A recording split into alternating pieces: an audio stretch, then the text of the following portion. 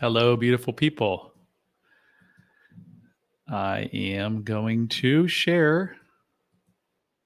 There we go. You can,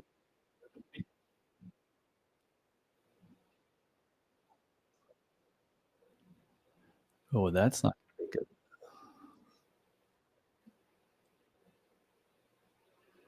I'm trying to broadcast live on Instagram, which is happening, but then it's recording back. Yikes. How do I fix this? Just stay.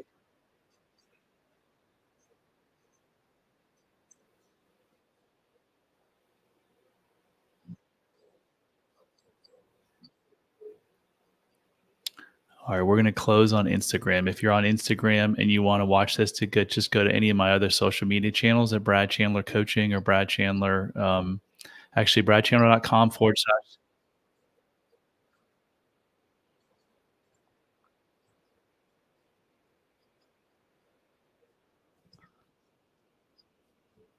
// contact.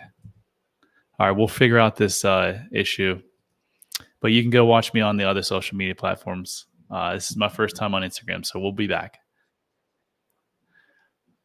Okay. So StreamYard, which is a platform that I am posting this on, allows you to go live on a bunch of different platforms. And it just started using Instagram Live. But the problem with Instagram Live is it's actually on and it's repeating back. So I got to figure out how to fix that. Anyway, guys, I'm going to spend only 5 or 10 minutes with you today, and I'm going to share a tool that I created that has literally changed my life. And if you use it, can change yours. So let's see if I can share my screen with you. Slides okay. Can I not do a share screen here? All right, I'm trying to learn all kinds of new things today. I thought it was going to be easy like Zoom, and I could just present. Here we go, share screen. It is easy. Share screen, and I want to share this.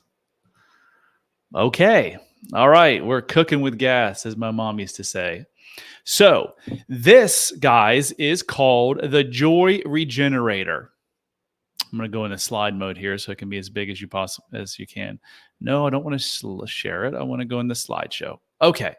So this is the Joy Regenerator. This tool can and will, if you use it, literally change your life and your relationships, your intimate relationships, your relationships with your children, your friends, even at the office, even in your company. So we want to put our energy into what you want, not what you don't want. When we explore life with curiosity and every challenge or change as an opportunity to grow, our life changes in amazing ways. So let me tell you one of my main goals in life. It is to become liberated. How do I define liberation? It's that no person or situation can ever negatively impact me. And you may say, that's crazy, Brad. And I thought the same thing 3 years ago when an ex-Navy SEAL who took me through my transformation said it the night before my my work with him. He was like, yeah, I'm going to get to a point in my life where no one negatively affects me. And I'm like, yeah, you're crazy.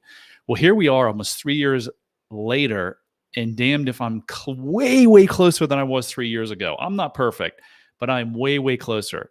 It's typically my close family members that can still trigger me. Outside of that, I don't get triggered much at all. So here's how it goes. And then I'm going to share this with you. You guys can download.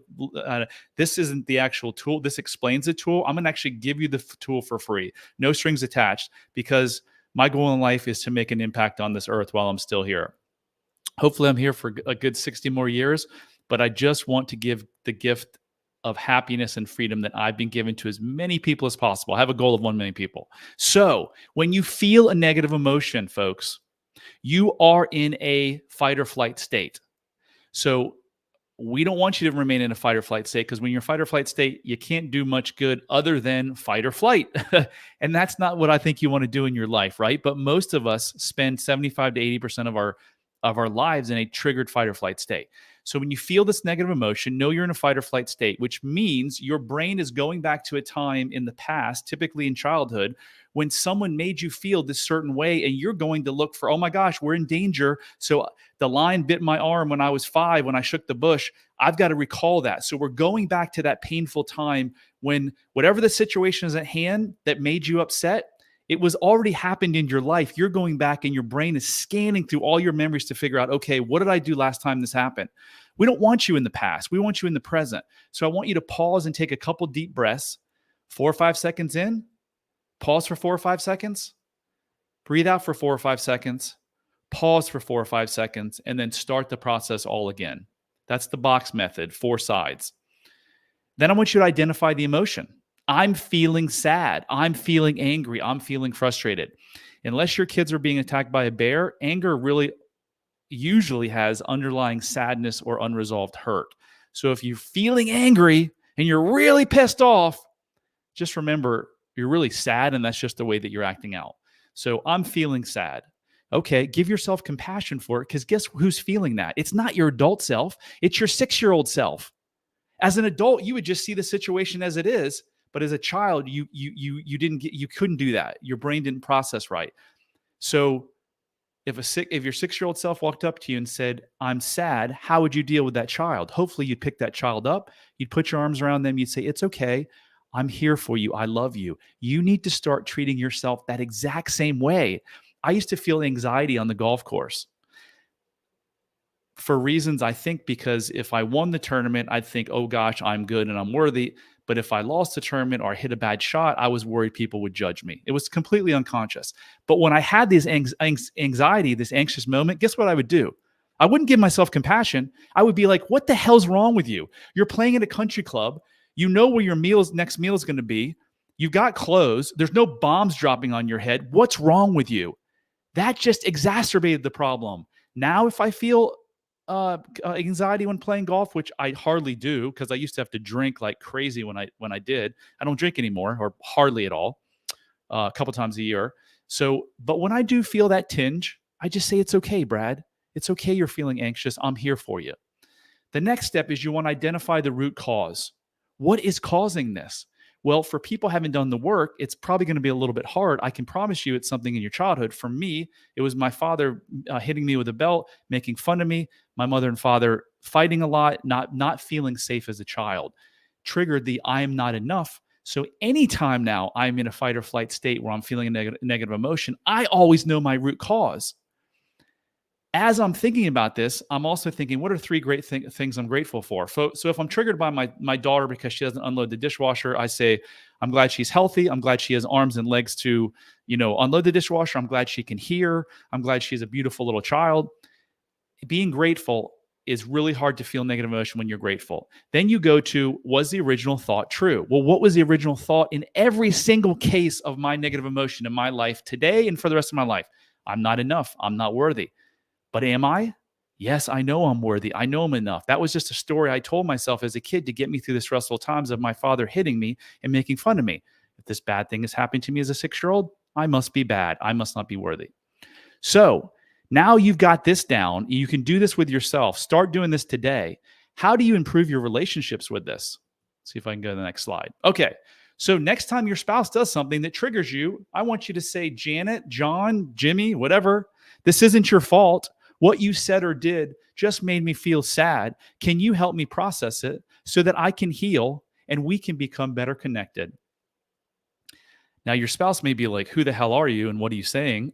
Because this isn't how I used to react when my ex-spouse would bring me or say something that upset me, typically because she was criticizing me for something I did, rightfully or wrongly. I'm not saying that. I would go into fight or flight. Hey, this is your fault. You did this, this, and this. And then I'd flight for 3 days. For 3 days, I'd be cold and distant. I didn't like it, but I didn't know why. Now I know why. My subconscious brain was saying, see, I told you were no good. I told you were bad. She's just verifying it. So now my relationship, this is how it goes. And that 3 days is now 3 minutes or 30 minutes or 3 seconds. It's a beautiful thing. Unresolved childhood trauma in programming will most rear its ugly head in your intimate relationships. But on the flip side, it's the most amazing, the best place on the planet to solve those unresolved pains in childhood programming. So you can use it. All right, I'm going to stop sharing because I think if I click over view tab, let's see if I can. All right, I'm going to stop sharing and then I'm going to reshare the actual document that you guys can get. So let's go back into present, share, and I'm going to go to the template. So if you guys go to bradchandler.com/joy, you can download this very tracker for free. There's no strings attached. You just have to put your email in and that's it. So I wrote everything that I just went over right here. And you'll also get an explanatory video. But this is a document that will be on it's going to be on your Google Drive. I won't have access to it. But this is what I do with my clients. Date and time. What was the trigger? My wife or my daughter didn't unload the dishwasher like I asked. I felt anger, but I know it's really sadness. Where did it come from? My dad making me feel not enough. What am I grateful for? I already went over those, but grateful that my daughter can talk, walk, hear, blah, blah, blah. What was the thought? Well, the thought was, I'm not enough, but I know I'm enough. And my daughter's just has nothing to do with her not loving me or feeling I'm enough. It's just her being a teenager, not listening to me. So boom, I go right back into joy rather than yelling at her and making her have this whole set of emotions. So where did it come from? This is what we do with our clients. We take them through a 5-step or a 5-week process. And in the 3rd week, we use hypnosis. Hypnosis is nothing more than like a deep, relaxed state where we unpack, we go back to the subconscious mind and figure out whatever issue you have in your life. Your subconscious mind knows the source, but it's hidden, it's buried. It's your subconscious mind. When you get in the shower and you shower, you're not thinking, oh, let me wash under my arm. Let me wash my back. It's unconscious. It's in your subconscious mind. You just do it. So, where did it come from? Maybe a little challenging for you if you haven't done the work. If you want to figure that out and you want my help, just reach out to me at bradchandler.com. So this is it. This is what you're going to get. So I hope that was helpful. Am I still? Yep, I think I'm still on. You guys have any questions or whatever, you can put them in the comments. This is a life-changing tool if you use it. I want you to know that any argument or disagreement that you have with your spouse is never, ever about the actual argument. It's always about something from your past that you're bringing into the present argument. So hope that helped. Love heals all.